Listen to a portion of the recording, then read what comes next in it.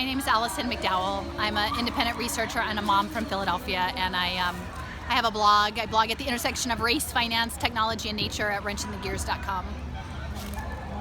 Okay, cool. Hi. Thank you so much for talking to me. I have a podcast, Occupy Your Mind, and I'm trying. I basically I don't really know what's going on. And when this first started, I was like, what's happening? We've never shut the country down over a virus. And now we're shutting the world down, and I thought it was just the pharmaceutical industry. But what you seem to know a lot about this stuff. So you say it's not just the pharmaceutical industry, it's more than that? Right. So what is coming next? It's coming out of Davos and the World Economic Forum, and it's called the Fourth Industrial Revolution and the Great Reset. And essentially, what we're looking at is the imposition of a global biosecurity state. And it is linked to digital identity systems. So the vaccines are not simply about the injectable item, but it's actually about creating a digital record, a universal digital record for everyone in the world that will then ultimately be used to aggregate data across all other sectors of public benefits, your education, your food assistance, your housing vouchers, but then also information about your birth certificate information, your voting information, your property rights information. And this is called a self-sovereign identity, or it's a digital identity system that was piloted in India called Aadhaar. They were the early pilot. It was backed by Gates Foundation, but it's probably going to be on blockchain. It may not ultimately be on blockchain, but the idea is that when you have a digital identity with data collecting, and that's what the vaccine health immunity passports open, that's what Common Pass, backed by the Rockefeller Foundation, opens, is a way to aggregate all of this data and then invest in you as a data commodity. So to use the data on how you operate in smart environments to sort of evaluate your value or burden on society, and then trade this debt. There will be debt. The public benefit systems will be outsourced through public-private partnerships. This is called pay for success finance. It was refined in the humanitarian aid world, also development impact bonds. It will further privatize the public sector and then allow investors to front the money for social services, social welfare services tied to data metrics. They're outcomes-based government contracts tied to data metrics. And then the debt, once it is advanced, can be securitized and traded on global markets. And that is debt related to education services, health services, addiction services, food assistance, housing, all of it, looking at how they intervene if it somehow fixes you, right, or fixes society. It all is turned into a number. And that Michael Bloomberg is very involved in this. And his whole background is data analytics. And then also tied with the state surveillance, security, smart cities system. So there's a lot of money riding on it. It's not simply just profits for the pharmaceutical companies. It's ways of bioengineering people, but tying it to the record database so that hedge funds and all of the nonprofit sector can be pulled into this larger biosecurity surveillance state for profit. And it's crazy, but that's what's coming. It's called stakeholder capitalism. The people in Davos call it stakeholder capitalism. Stakeholder capitalism. Stakeholder. Like you're a stake. They would say, oh, who are the stakeholders? Let's talk to the stakeholders. The stakeholder capitalists are all hanging out in Davos planning this out. But it's a global enterprise because it's all of the global capital, transnational global capital. So Goldman Sachs, the Saudi Sovereign Wealth Fund, the Vatican Bank, SoftBank, Deutsche Bank, your pension fund, Kaiser Permanente, your insurance companies, all of that capital has to flow. And at this point, we've maxed out on debt. And people just don't have buying power. So they're virtualizing us as data commodities. It's so scary. Does it seem like some states are safer than others? Like, if we all moved to South Dakota, would that help? Or is it I think people have to grapple with the biosecurity apparatus, right? That asymptomatic people can be deemed national security threats and have to be on constant upgrades of injections from the state. Which again, profit big pharma, but also keep you contained within the larger data matrix. And so this is all over the world. This is, I'd been doing research in a lot of other areas of poverty management tied to finance, but COVID is the trigger. COVID is the trigger event to clear the deck, wipe out whole industries, whole lines of work, and essentially remake people to build the augmented reality coded world. And people will be reskilled for that. So again, I think we were just talking a little bit about having hope and power in the moment, because I do think that we do have power. Like, we should step into that. And if we are here and we see what is happening, like, we have a role to play. Like, it's actually quite an amazing gift to be here, to be empowered to make a stand in this very big moment that feels against the forces of, I call it the sacred and profane, right? Like we're in this moment and we get to take this stand. And so I'm very inspired. I take a lot of inspiration from John Trudell, who is a leader in the American Indian movement, who's passed, but he made very many sacrifices, and his family was murdered probably for his activism. But he became a spoken word poet, and he shared this truth. And he talked about a predator energy in the world, that there's this predator energy, and that is our responsibility to use in the intelligence given to us by the Creator, to be thinkers. And he's very clear about thinking versus believing. Think, be actively engaged in your world, to be thinkers and be willing to put our minds and bodies against the machine of tech, no logic. And he spelled it in 3 parts: tech, no logic. And that is our responsibility, as many have done before. Okay. So there have been people who've gone up against this machine for centuries, right? In many respects, I think what we're dealing with now is the doctrine of discovery. It's this legacy that now we're all indigenous, we're all Palestinians, we're all the people that are going to be rounded up. And we need to stand not just for our own personal well-being, but for that of all of our brothers and sisters and Mother Earth, because what's happening is a military occupation through technology of the natural world.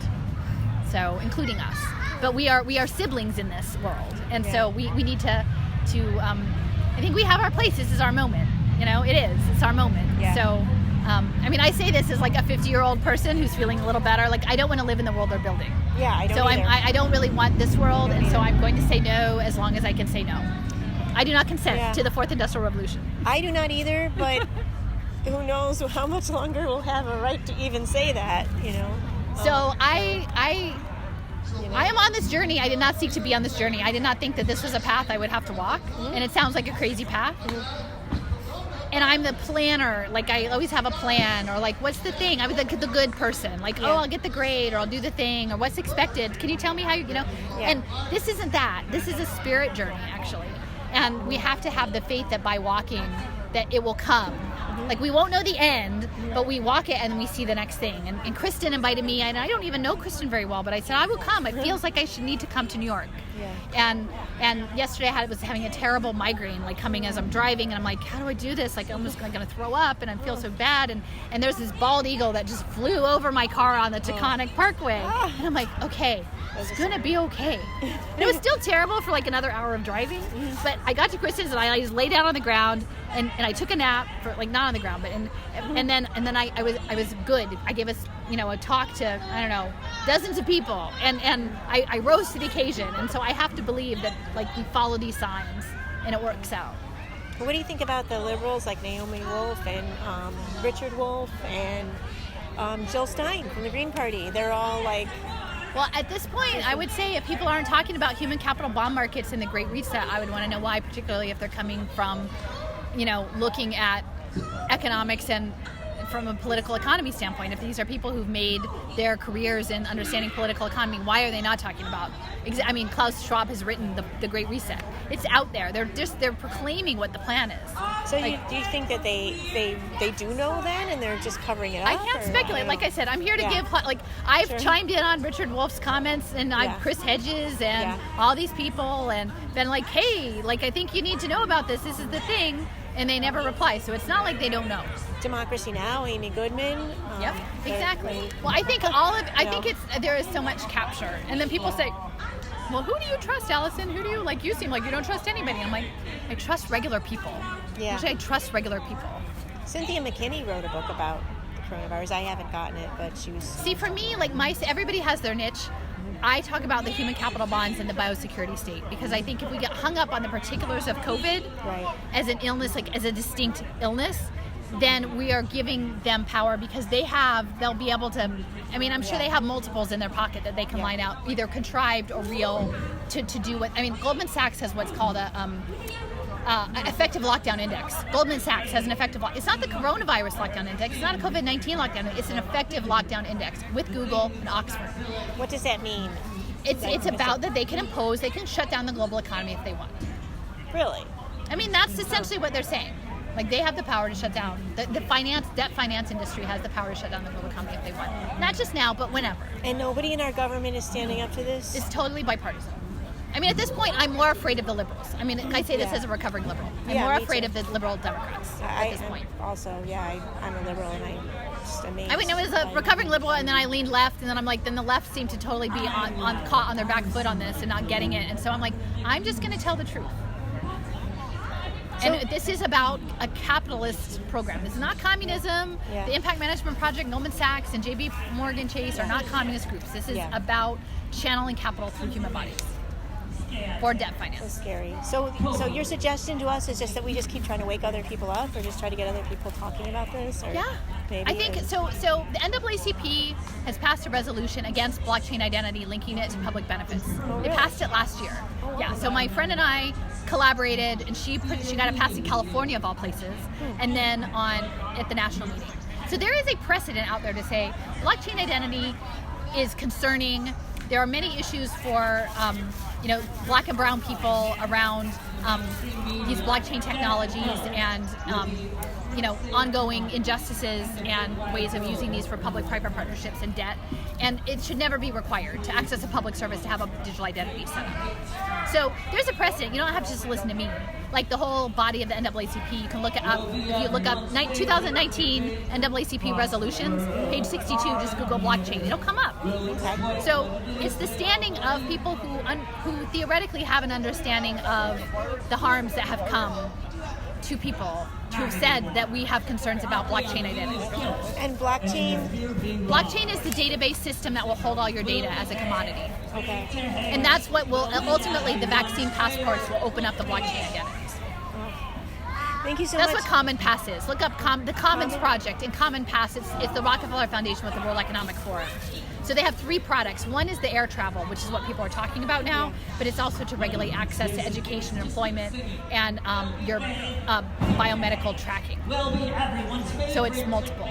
Will there be ways we can get around it? I think we should just say no. I think we should just all say no. We should just say no. We do not consent. Right. Do you have a website or anything? Yeah, so I'm wrenchinthegears.com. What is it? Wrenchinthegears.com, like a tool, like a wrench, throw a wrench in the gears. Okay. Great. Wrench in the Gears with a W. Yes. With a WR. Okay, great. Or Alison McDowell. If you look up Alison McDowell, I have a YouTube channel. I actually have a lot of interviews on there too. And my friend Jason interviewed me. His YouTube channel is Argus Fest, ARGUSFEST. There's a lot of good interviews there with me and also other moms who are exposing this. Awesome. Thank you so much. Yeah.